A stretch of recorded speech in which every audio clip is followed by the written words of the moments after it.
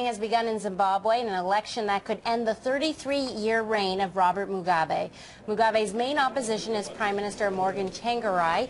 The pair had formed a fragile coalition after allegations of vote rigging when Mugabe won the last election 5 years ago. Mugabe promises a smooth handover of power if he loses the election, but his supporters control the police, army, state media, and electoral commissions. The last two elections have been marred by political violence. Rights groups say there have been little reports of that in the run-up to this election. Critics say, though, it's highly unlikely this election will be free or fair. Dawit Giorgis is a research fellow at the Foundation for the Defense of Democracies. He comes to us now from Washington with his take on this. So, Dawit, what do you think about this? I mean, we know that Mugabe controls a large amount of Zimbabwean society. Realistically, do you think this election will be free and democratic? I don't believe it will be fair and free because during the last 5 years, Mugabe had all the time to manipulate the system to ensure that all the legal system, the laws, the rules, the procedures leading up to this election will be in his favor. So you're not expecting then to see a change in leadership or a runoff election or anything like that? Personally, I don't believe there will be a runoff. I think President Mugabe will win, probably a landslide. That's what I believe. So what you're saying is this entire process is basically just theater?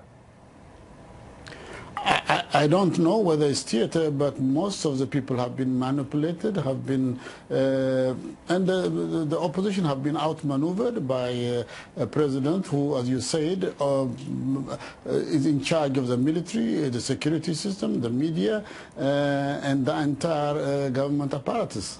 And what do we actually know of the opposition, Tsvangirai? I mean, is he pretty much more of the same, or does he actually have a different view on things? No, he doesn't have any different view. He's much weaker than he was 5 years ago. His own opposition party is divided, and there are also smaller factions, smaller parties that have not tried to create a coalition, a united party, a united front. So he's much weaker than what he was 5 years ago. What would a Zimbabwe run by Morgan Tsvangirai do to this country, which, at one point, as you know, was an economic tiger in southeastern Africa and now has fallen into an economic basket case? If Morgan Tsvangirai was somehow to win, what do you think would happen to Zimbabwe? First, I don't believe he will win. And second, so long as the ZANU-PF party and so long as the military establishment and the security system is with the ZANU-PF party, I don't believe there will be much way forward. I think President Mugabe has to pass, and there needs to be another generation, another kind of culture, another kind of entire government system that needs to be in place before Zimbabwe can really move forward in the real sense. Yes, Zimbabwe, long before South Africa, was expected to be the leading country economically and politically, the leading country and the breadbasket of Africa. But now, as you know, Zimbabwe is an absolute turmoil, both politically and economically. There are 4 million refugees, 4 million people who are outside the country, who are not going to vote, who will not be allowed to vote. And there are all 6 million registered voters inside. So if these 4 million people were allowed to vote, then they could probably change the outcome, because they will be voting from a free and independent environment.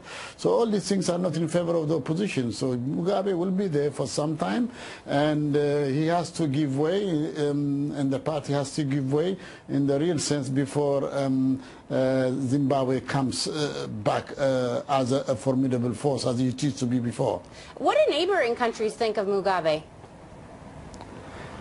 Well, it depends how you look at it, because Mugabe, President Mugabe, he has been really a fighter, and he is a populist, and he has got an agenda that really motivates many ordinary Africans. So he is very popular in many of the surrounding countries, among the ordinary people.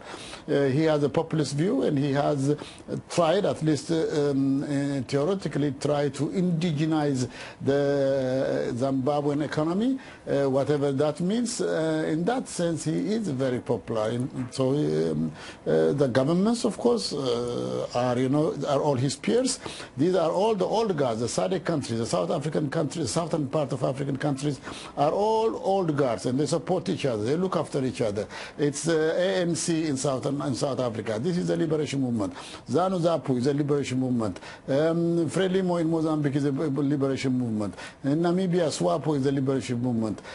So all these countries around Zimbabwe are old guards who work together during the liberation movement, and these are the liberation movements that have turned themselves into a party. So they really look after each other. Just before we go, I want to ask you this. I mean, a sad state of affairs for Zimbabwe and its people, obviously. Could South Africa, Europe, the United States, could they have done more this time around to put more pressure on the regime for a fair and open election? Did they do enough? I don't believe they did enough. As you know, the Western powers, particularly Europe, is completely indifferent about this election. They have not been able to convince the government to send observers. There are no Western observers. There are no United Nations observers. So they have not really done enough pressure, made enough pressure to be able to at least be present and observe the election.